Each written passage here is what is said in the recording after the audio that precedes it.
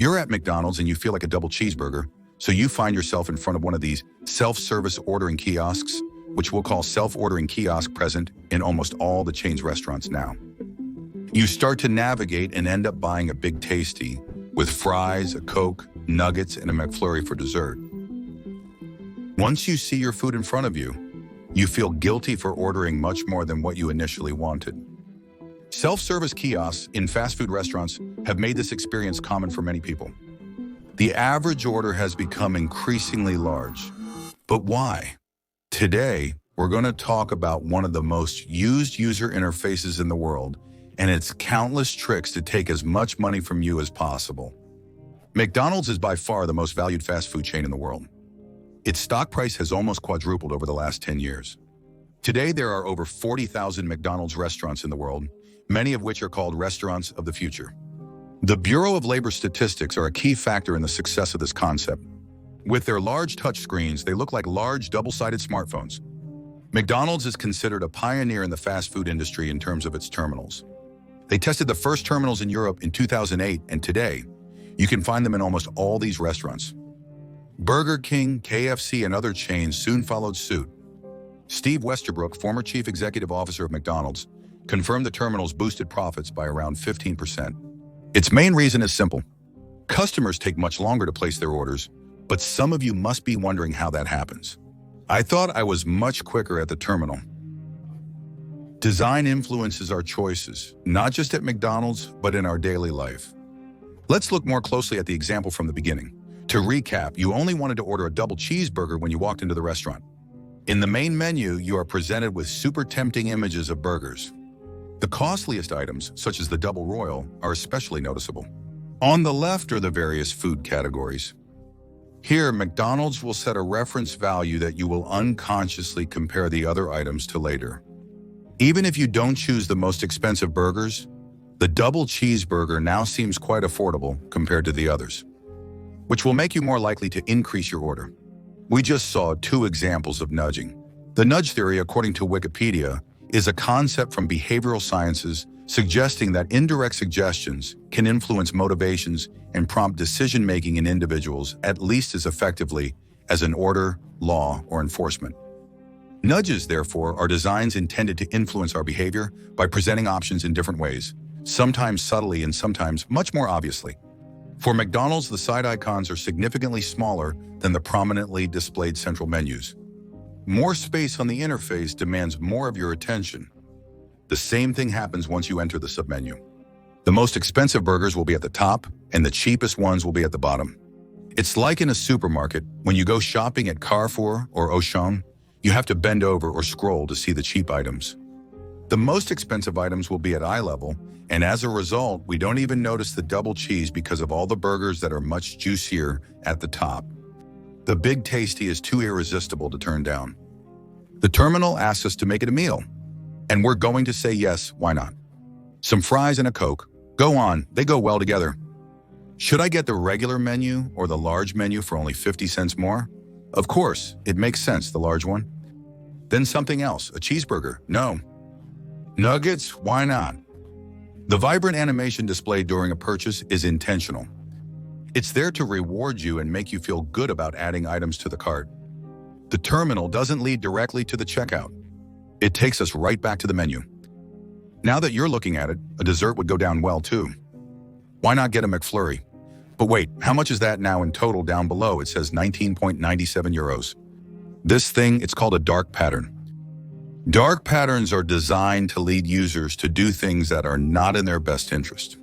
This is done by presenting information in a way that is not neutral or by deliberately leaving things out.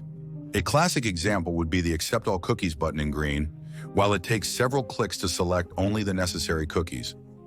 The terminal interface will be similar but more moderate. The total is hidden in a small corner of the large screen. Standing up front, you have to actively look down to see the price.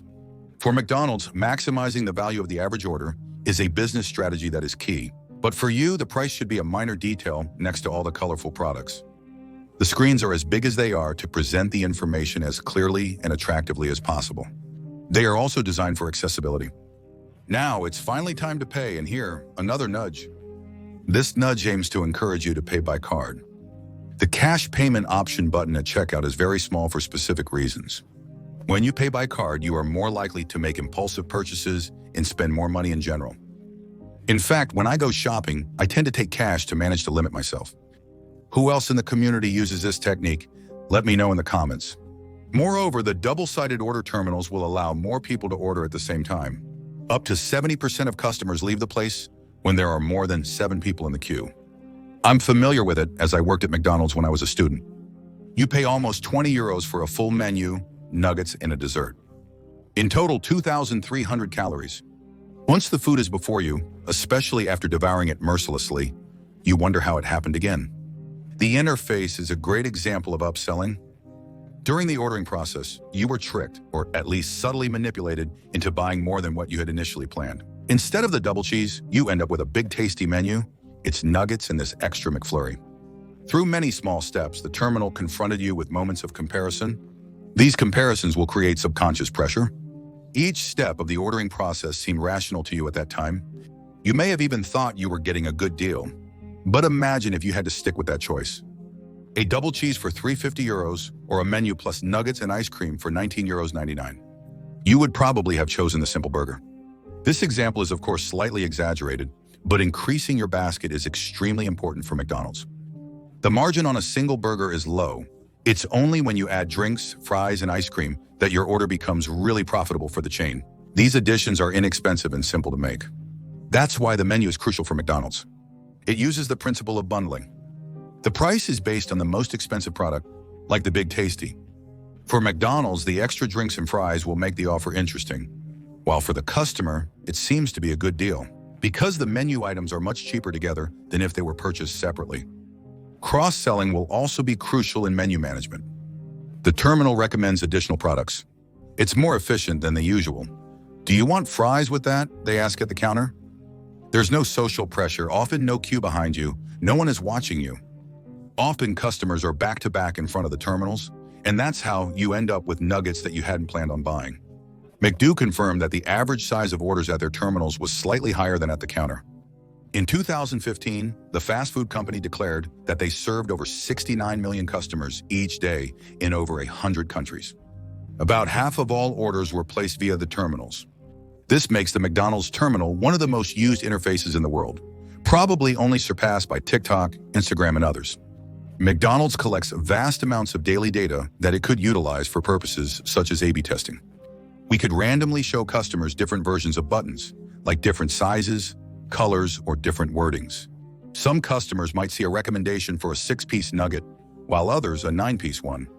With these tests, which have certainly already been carried out, McDonald's could continuously optimize the user interface based on millions of data points to maximize the number of additional items purchased. But be careful, I still want to clarify that there is no doubt that the terminals really improve the customer experience. They save a lot of time and make the whole process much more relaxed. It's easier for me to say no to a machine than to a friendly, smiling person.